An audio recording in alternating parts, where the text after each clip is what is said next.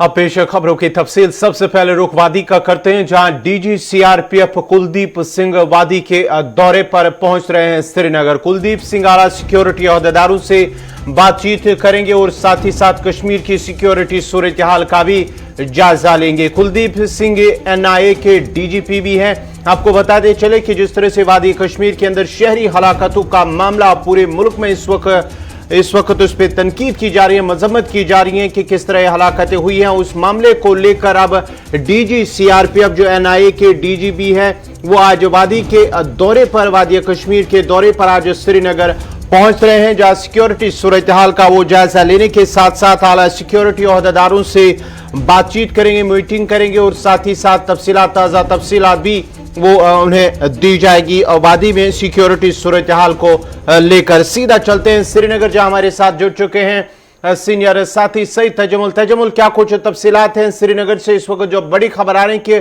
DG CRPF वादी के दौरे पर श्रीनगर पहुंच रहे हैं। इशफाक, बहुत कम बार आपने देखा होगा कि कौमी तहकीकाती ब्यूरो यानी एनआईए का डायरेक्टर जनरल कश्मीर पहुंचा हो, क्योंकि उनके पास इजाफी चार्ज जो है सीआरपीएफ के डीजीपी का भी है। तो दोनों, जो लॉ एंड ऑर्डर की बात करते हैं तो सीआरपीएफ का बड़ा अहम रोल रहता है। जब आप कौमी तहकीकाती ब्यूरो की बात करते हैं तो सीआरपीएफ और एनआईए के जो अफसरान हैं या उनके जो सीनियर अफसरान साथ रहते हैं तो एक कोऑर्डिनेशन के साथ ये ऑपरेशन भी चलाए जाते हैं। इसी बीच में बड़ी खबर आ रही है श्रीनगर से कि अब डीजीपी सीआरपीएफ और एनआईए के जो डीजीपी हैं वो अब श्रीनगर पहुंच रहे हैं और श्रीनगर पहुंचते ही उनका जो पहला प्रोग्राम होगा वो सीधे यूनिफाइड कमांड के जरिए से ही, जब देखें तो इस तरह की एक मीटिंग का इनेकाद होगा जिसमें सीआरपीएफ, आर्मी, पुलिस और दीगर अफसरान जो हैं उसमें शरीक हो सकते हैं। जब आप एनआईए की बात करते हैं तो एनआईए ने पहले ही आपको याद होगा कि 40 असातिज़ा की लिस्ट तैयार की है और इन 40 टीचर्स को जो है श्रीनगर में ड्यूटी पर मामूर किया था। उसमें थोड़ा सा कंफ्यूजन हुआ था कि इन टीचर्स को तलब नहीं किया गया है, बल्कि जब एनआईए की छापामारी किसी जगह होगी तो वो टीचर्स जो हैं वो एग्जीक्यूटिव मजिस्ट्रेट के तौर पर जाएंगे। टीचर, मास्टर, लेक्चरर वो एक एग्जीक्यूटिव मजिस्ट्रेट के तौर पर जाएंगे एनआईए की टीम के साथ। मिसाल के तौर पर अगर किसी स्कूल में छापा मारना हो, दारुल उलूम जाना हो या होटल जाना हो तो एनआईए की टीम के साथ एग्जीक्यूटिव मजिस्ट्रेट के तौर पर श्रीनगर के 40 ऐसे असातिज़ा साथ जाएंगे। लेकिन इसी बीच में अब एनआईए के डीजीपी चलेंगे तो पहला हदफ ये हैगा कि 700 से 800 के करीब गिरफ्तारियां हुई हैं हालिया दिनों में आम शहरियों की हिलाकत के बाद। उसके बाद बड़ी तादाद में बताया जाता है कि टीआरएफ के मॉड्यूल को, जैश के मॉड्यूल को बड़े दूसरे जावियों से देखने लगे, जिनमें ओवरग्राउंड वर्कर या बालाई वर्कर जो काम करते हैं उनके खिलाफ शिकंजा सख्त होगा। और आज की इस मीटिंग में जो कुछ देर बाद श्रीनगर में शुरू होगी, जिसमें सीआरपीएफ और एनआईए के सीनियर अफसर मौजूद रहेंगे, मुस्तकबिल की जो स्ट्रेटेजी होगी, हिकमत अमली होगी, उस पर बातचीत होगी। और अगर जराया का यकीन किया जाए तो नई लिस्ट जो एनआईए ने तैयार की है, जिसमें बड़े बिजनेसमैन हैं, जिसमें बड़े ओहदेदार हैं और जो रिटायर हो चुके हैं, जिसमें कुछ लोग ऐसे हैं जो कि दूसरी आइडियोलॉजी रखते हैं और कौमी दायरे के बाहर की आइडियोलॉजी को पसंद करते हैं, और जो मुल्क का जो एक जज्बा है उनके अंदर तजमुल नहीं हो सकता है, वो खबर ये भी आ रही है कि गुज़िश्ता 2 रोज के दौरान जो एनआई की छापामार कार्रवाई हुई है, मुख्तलिफ मकामात तकरीबन 30 के करीब मकामात पर छापामार कार्रवाई हुई है, जिसमें 5 के करीब मिलिटेंटों को गिरफ्तार करने का एनआई की जानिब से दावा भी किया गया है और मजीद गिरफ्तारियात छापामारी भी है आने वाले वक्त में की जा सकती है। ये एनआई के इस हवाले से जो जरा से खबर मिल पा रही है। बिल्कुल, देखिए न सिर्फ आप टीआरएफ बल्कि एलईटी के भी, जब आप पुलिस चीफ दिलबाग सिंह की बात करते हैं तो उन्होंने कहा कि उन्हें गिरफ्तार किया जा चुका। अब ये गिरफ्तारी नाजुर में हुई और ये जो गिरफ्तारी हुई इस पर होमवर्क कितना हुआ होगा, लेकिन एनआई की तरफ से आपको याद होगा कि दक्षिणी कश्मीर के शोपियान, कुलगाम, त्राल, अवंतीपोरा, पामपोर इन इलाकों में छापामारी लोकल पुलिस से ज्यादा रही। हालांकि लोकल पुलिस और सीआरपीएफ असिस्ट करती रही। इसी तरह से अब बाडीपोर के सुंबल इलाके में सुमो ड्राइवर एसोसिएशन के कत्ल के बाद यह भी दावा किया गया कि उसका जो मुलविस शख्स है उसको गिरफ्तार किया जा चुका है। गांदरबल का मिलिटेंट जो शोपियान में एक इनकाउंटर के दौरान मारा गया, उसके बारे में बताया गया कि लिंक्स कहीं न कहीं थे जो सुमो ड्राइवर जिसका कत्ल किया गया।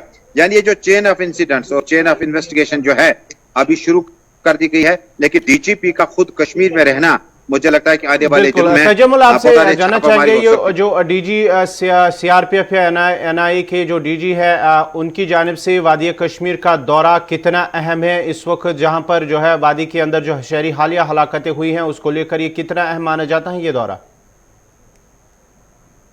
देखिए, पहले ही सीबीआई ने अपना जो इन्वेस्टिगेशन पार्ट है शुरू किया। एनफोर्समेंट डायरेक्टरेट जिसको हम ईडी कहते हैं, उन्होंने अपना इन्वेस्टिगेशन पार्ट मुख्तलिफ पॉलिटिशियंस, मुख्तलिफ लोगों के खिलाफ शुरू किया।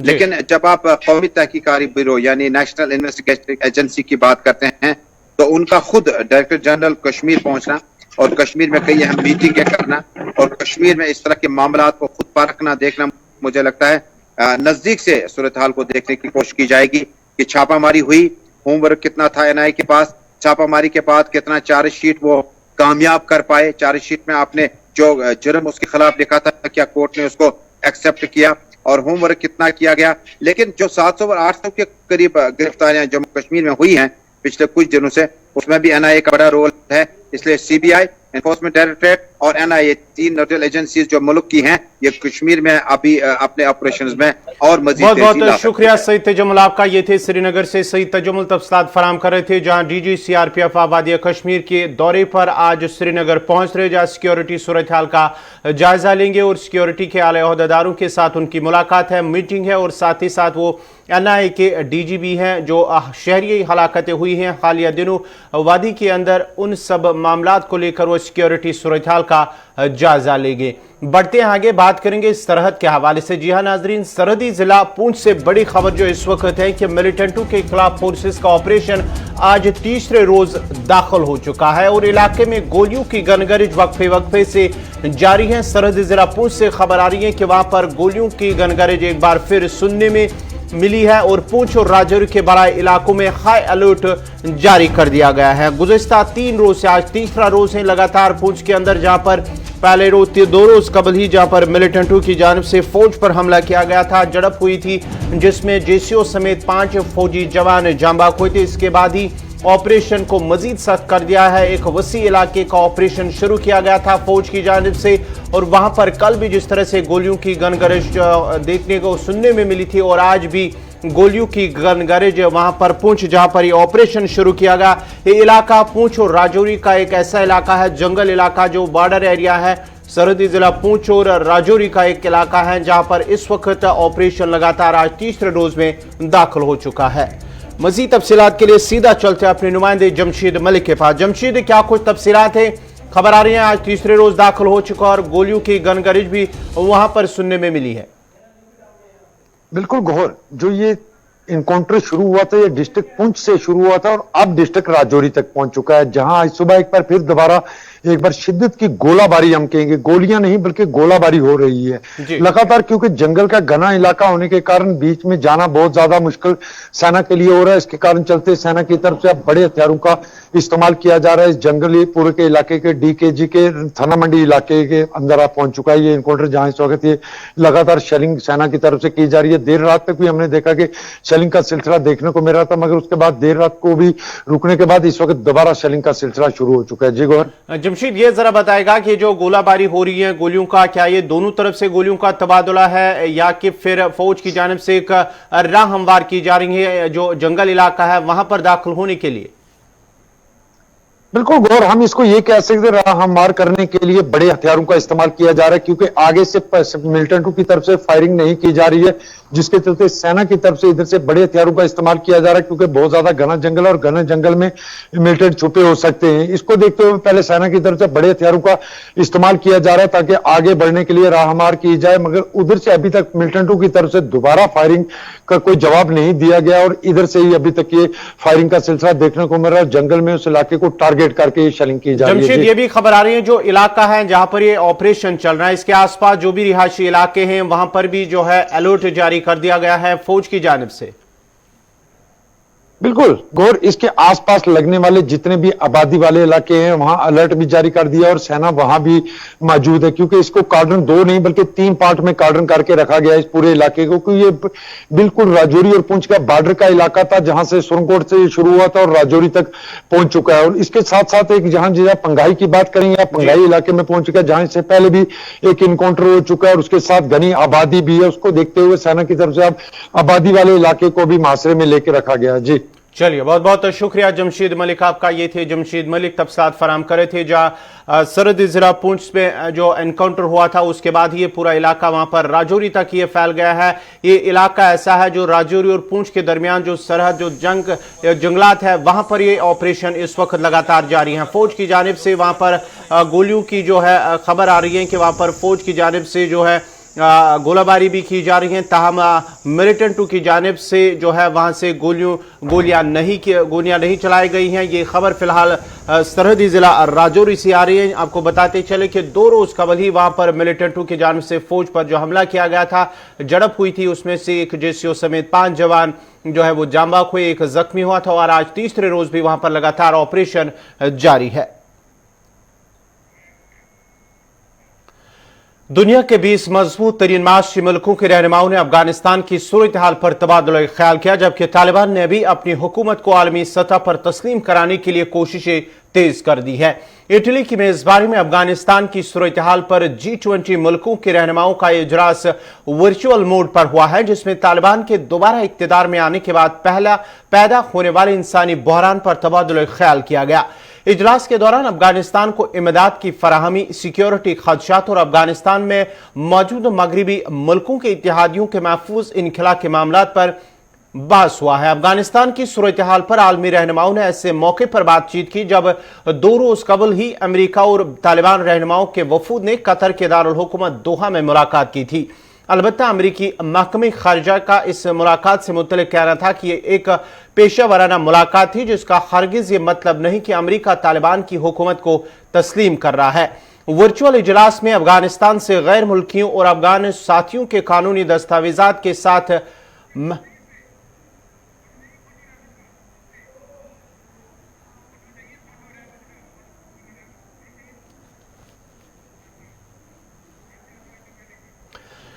साथ ही अब कानूनी दस्तावेजात के साथ महफूज इनखला की यकीन दहानी पर भी बात की गई है और अफगानिस्तान में आजाद बैनुल-अक़वामी फलाही ग्रुपों के जरिए अफगान शहरियों तक बराह रास्त इमदाद पहुंचाने पर इत्तेफाक हुआ। इटली की मेजबानी में G20 रुकन मुल्कों के अफगान बहरान पर खुसूसी वर्चुअल इजलास में 98वें वज़ीर-ए-आज़म ने कहा है कि G20 रुकन मुल्कों को अफगानिस्तान की तालिबान हुकूमत के साथ राबते बरकरार रखने की जरूरत है, लेकिन इसका यह मतलब नहीं कि काबुल इंतजामिया को बाज़ाब्ता तस्लीम किया जाएगा। 98वें वज़ीर-ए-आज़म ने कहा है कि तालिबान को उनके अल्फाज की बजाय अमल से जांचा जाएगा।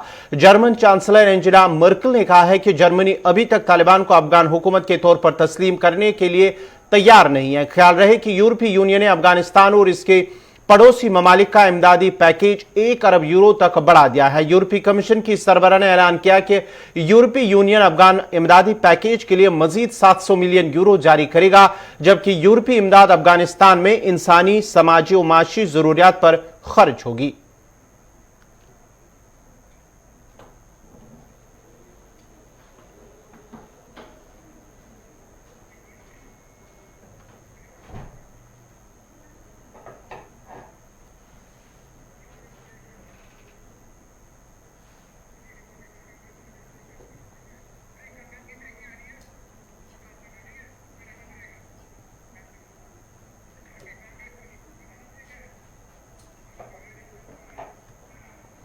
बात अब करेंगे दिल्ली से। इस वक्त बड़ी खबर आ रही है कांग्रेस के खीमे से। बड़ी खबर, कांग्रेस का वफद आज सदर हिंद रामनाथ कोविंद से मुलाकात होंगे। वो उनके साथ मुलाकात करेंगे लखीमपुर मामले को लेकर। राहुल गांधी की क़यादत में वफद की मुलाकात होगी सदर हिंद रामनाथ कोविंद के साथ।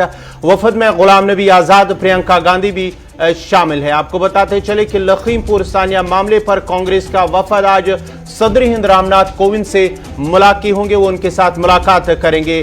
लखीमपुर सानिया मामले की अगर हम बात करेंगे तो 8 अफराद हलाक हुए थे। मजीद तफसीलात के लिए इस खबर पे मजीद तफसीलात के लिए हमारे साथ जुड़े हुए हैं रहमत कलीम। रहमत, क्या कुछ तफसीलात हैं कि राहुल गांधी की क़यादत में एक वफद आज सदर हिंद से मुलाकात होंगे? जी देखिए, बिल्कुल आपसे करीब 10 मिनट पहले कांग्रेस का वफद सदर भवन पहुंच चुका है और सदर हिंद रामनाथ कोविंद से मुलाकात शुरू भी हो चुकी है।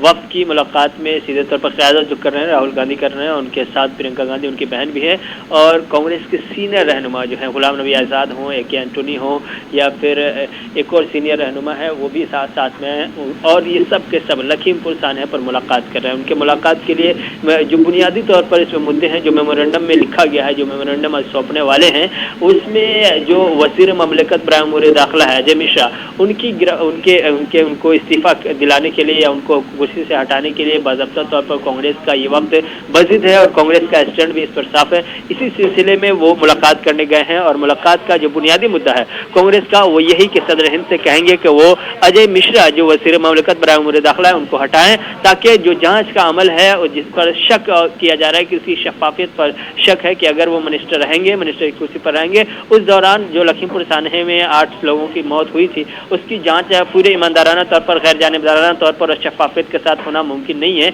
इसलिए उन्हें हटाया जाए उनकी कुर्सी से। इसी मुतालबे के साथ राहुल गांधी की क़यादत में कांग्रेस का ये वफ्द पहुंचा है, जिसमें मल्लिकार्जुन खड़गे भी हैं, गुलाम नबी आज़ाद, प्रियंका गांधी, राहुल गांधी और ए के एंटोनी, 5 रहनुमाओं का ये वफ्द है जो पहुंच चुका है और मुलाकात हो रही है। करीब 10 मिनट से ये मुलाकात चल रही है। देखना यह हुआ कि कितने देर तक ये मुलाकात चलती है और सदर हिंद की तरफ से क्या यकीन दहानी कराई जाती है। अलबत्ता जो बुनियादी मकसद है, बुनियादी मुद्दा है आज की मुलाकात का, वो यही है कि अजय मिश्रा जो वज़ीर ममलकत बराए दाखिला है उनको उनकी कुर्सी से हटाया जाए ताकि जांच के अमल में शफाफियत लाने की कोशिश की जाए और जांच पर किसी भी तरह से जानिबदारी का शक व शुबा बाकी न रहे। इसीलिए कांग्रेस का वफ्द अब से थोड़ी देर पहले बाज़ाब्ता तौर पर सदर हिंद रामनाथ कोविंद से मुलाकात करने के लिए पहुंचा था और इस वक्त मुलाकात चल रही है। बहुत बहुत शुक्रिया रहमत कलीम आपका। ये थे रहमत कलीम तफसीलात फराम कर रहे थे। सदर हिंद रामनाथ कोविंद के साथ कांग्रेस का वफद जो राहुल गांधी की क़यादत में वफद आज उनके वहां पर पहुंचा है, सदर हिंद के साथ मुलाकात करेंगे और साथ ही साथ उसमें प्रियंका गांधी, गुलाम नबी आज़ाद और 5 लीडरान का वफद है जो सदर हिंद के साथ मुलाकात इस वक्त जारी है। तकरीबन 10 मिनटों से लगातार उनकी मुलाकात जारी है।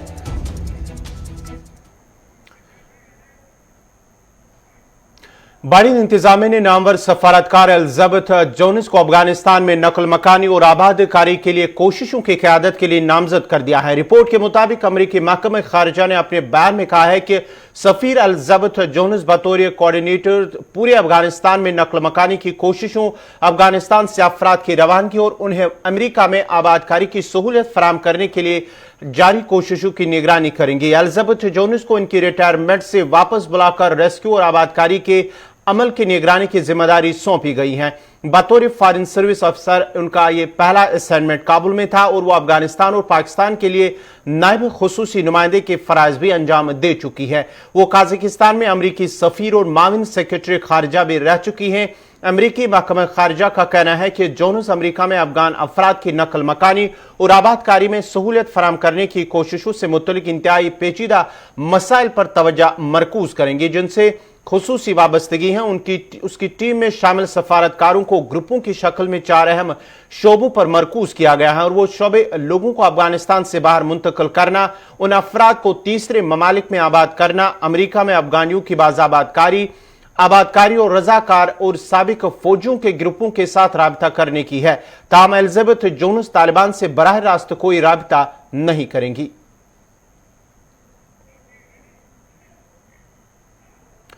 अक़वाम मुत्तहिदा के सेक्रेटरी जनरल एंटोनियो गुटेरेस ने कहा है कि कोविड-19 वबाई अमराज की वजह से दुनिया भर में 10 करोड़ से ज्यादा अफराद गरीबी की सतह के नीचे आ गए हैं और 4 अरब से ज्यादा लोगों को कोई जिस समाजी इमदाद नहीं मिली है। बैनुल-अक़वामी मालियाती फंड के कोविड-19 के बहरान के लिए वक्फ फंड इवेंट के इजलास से खिताब करते हुए गुटेरेस ने कहा है कि वबाई बीमारी ने 10 करोड़ से ज्यादा लोगों को गुर्बत में रहने पर मजबूर किया है। 4 अरब से ज्यादा लोगों को बहुत कम या कोई समाजी सपोर्ट नहीं है, ना ही सेहत की देखभाल के मंसूबे हैं और ना ही कोई इमदाद का तहफ़्फ़ुज़। अक़वाम मुत्तहिदा के सरबराह ने खबरदार किया कि वैक्सीन की गैर मसावी तकसीम दुनिया भर में नई बीमारियों से लाखों अमवात का सबब बनेगी और माशी सुस्त रवी की मुद्दत को तवील करेगी, जो गरीब ममालिक को सबसे ज्यादा मुतासिर करेगी। The COVID-19 pandemic has compounded inequalities and reversed development and peace-building gains. These inequalities and weak governance structures create a vacuum that is easily filled by the voices of intolerance and extremism that can lead to violent conflict. Conversely, inclusion is foundational to resilience and sustainable peace. Nowhere is this clearer than in the linkages between women's inclusion, gender equality, and sustainable peace and security, as this Council will discuss later this month. Excellencies, as countries look to build sustainable peace, they need to include and involve all segments of the population in the process of rebuilding communities and sustaining peace. The idea is at the heart of the twin General Assembly and Security Council resolutions adopted at the conclusion of the 2015 and 2020 Peacebuilding Architecture Review. It is also at the heart. इधर बड़ी खबर इस वक्त वादी से आ रही है। उमर अब्दुल्ला की जानिब से एक बड़ी खबर, श्रीनगर से बड़ी खबर इस वक्त आ रही है। उमर अब्दुल्ला की जानिब से दविंदर सिंह राणा और सलाथिया के इस्तीफा पर उमर अब्दुल्ला का बयान सामने आया है। उमर अब्दुल्ला की जानिब से कहा गया है कि सियासत में मुस्तकिल दोस्त कोई नहीं है, ये उमर अब्दुल्ला का कहना है। जहां हाल ही में दविंदर सिंह राणा और एस एस सलाथिया ने इस्तीफा दिया है, उन्होंने कहा कि आज तक हमने उन्हें कई साजिशों से बचाया, ये उमर अब्दुल्ला का कहना है। उमर अब्दुल्ला की जानिब से कहा गया है कि मुख्तलिफ साजिशों से आज तक उन्हें बचाया गया है। दविंदर राणा के हवाले से उन्होंने बयान जारी किया है। हाल ही में दो रोज कबल ही दविंदर सिंह राणा और एस एस सलाथिया ने इस्तीफा देकर जो भाजपा में शामिल हुए, उन्होंने कहा कि सियासत में कोई मुस्तकिल दोस्त नहीं होता है, ये उमर अब्दुल्ला की जानिब से कहा गया है। और उन्होंने कहा कि आज तक हमने उन्हें कई साजिशों से बचा रखा है।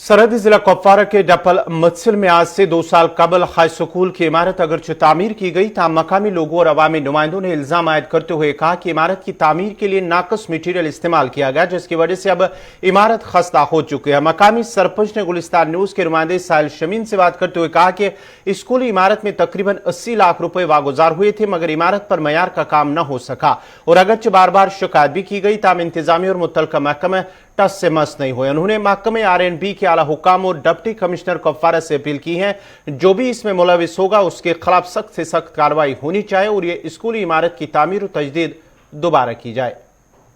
बिल्डिंग तो पढ़ाने के काबिल है नहीं सर, आप खुद देख लो सर इसका हाल क्या हुआ है 2 सालों में, बिल्कुल अभी यूज ही नहीं हुई है, अनटच है। अनटच होकर भी आप देख रहे हैं कि इसकी मटेरियल के हालात क्या है, दीवार का हालात क्या है, अंदर कमरों में जाकर देखो, मैं कोविड सेंटर का सामान कुछ है वो रखा, वो भी बर्बाद हो चुका है इस बिल्डिंग की वजह से सर। जब ये बिल्डिंग हुई ये बनी थी सर, इसका जो मेजरमेंट था मतलब वो उस लिहाज से ये कम बनी है, इसमें 25 फुट जो थे वो कम हो रहे थे। तो ठेकेदार ने क्या कहा और डिपार्टमेंट ने उस टाइम क्या कहा था, जो 25 फुट के पैसे बच रहे हैं इसके लिए हम आपके ग्राउंड को फिलिंग कर देंगे और इसमें साथ में हम फेंसिंग भी कर देंगे सर। लेकिन आज तक न वो फिलिंग करने में आई और न वो फेंसिंग करने में, वो पैसे भी कम से कम ज़्यादा नहीं बताऊंगा 5-7 लाख रुपए वो भी बनता है सर, वो भी पता नहीं किस खाते में चला गया है सर। पुरानी बिल्डिंग जो बनी है ये, लेकिन इसका मटेरियल जो है वो पूरा कुपवारा से आया था। जो नई वाली बिल्डिंग बनी है सर सर इसका मटेरियल जो है वो रिंग से लाया गया है, लोकल लाया था सर। लेकिन हमने पूरे गांव ने उस टाइम चलाया था कि ये आप यूज मत करो ये मटेरियल, लेकिन उन्होंने नहीं माना सर। क्या आपने सुना और आपको हम दिखाएंगे विजुअलों में। ये जो बिल्डिंग है ये पुरानी बिल्डिंग है, हालांकि आज से पहले तकरीबन 20 साल पहले ये बिल्डिंग यहाँ पे बनाई गई है। रिपेयर करने की इसमें ज़रूरत है, लेकिन बिल्डिंग जो है बिल्कुल ठीक है। अगर हम बात करेंगे कि इस वाली बिल्डिंग में, जिसमें मुकामी सरपंच ने ये बताया कि इसमें जो है 80 लाख रुपए निकाले गए हैं, लेकिन ये बिल्डिंग जो है बिल्कुल बच्चों के काबिल नहीं है, हालांकि स्टाफ के काबिल भी नहीं है। आप इसकी हालत खुद देख सकते हैं कि 2 साल पहले ये बिल्डिंग मुकम्मल हुई है और 2 सालों में इसकी ऐसी हालत हुई है कि यहाँ पर जो है बिल्कुल ये खस्ता हो चुकी है। आप अभी यूज़ नहीं हुई है, हालांकि 2 साल से ये बिल्डिंग बन रही थी, लेकिन की लापरवाही की वजह से इसकी ऐसी हालत हुई है। आप देख सकते हैं विजुअलों में कि इसकी हालत कैसे हो चुकी है। अगर हम बात करेंगे कि मुकामी सरपंच ने यह भी बताया कि यहाँ पर जो है जो मटेरियल इसमें इस्तेमाल हुआ है वो बिल्कुल लोकल है, नाकस मटेरियल इसमें इस्तेमाल हुआ है। वहीं अगर हम बात करेंगे कि ये इस बिल्डिंग की मेजरमेंट जितनी थी एस्टिमेट में, उससे बिल्कुल ये तकरीबन 20 से 25 फुट जो है इसको कम किया गया है, क्योंकि उसके बदले में जो है मज़कूरा ठेकेदार को इसकी दीवारबंदी करनी थी और फिलिंग करनी थी, ताकि यहाँ के बच्चे जो है वो पढ़ाई कर सकते थे। लेकिन अगर हम हालत देखेंगे इस बिल्डिंग की, तो आप खुद भी देख सकते हैं कि इस बिल्डिंग की हालत ऐसी नहीं है जिसमें बच्चे रह सकते हैं। साहिल शमीम, गुलिस्तान न्यूज़, डप। इसी के साथ ही अभी तक का उर्दू खबरनामा इख्ताम पज़ीर हुआ चाहता है। अपने मेज़बान गौहर कुछे को इजाज़त दीजिए। अल्लाह हाफिज़।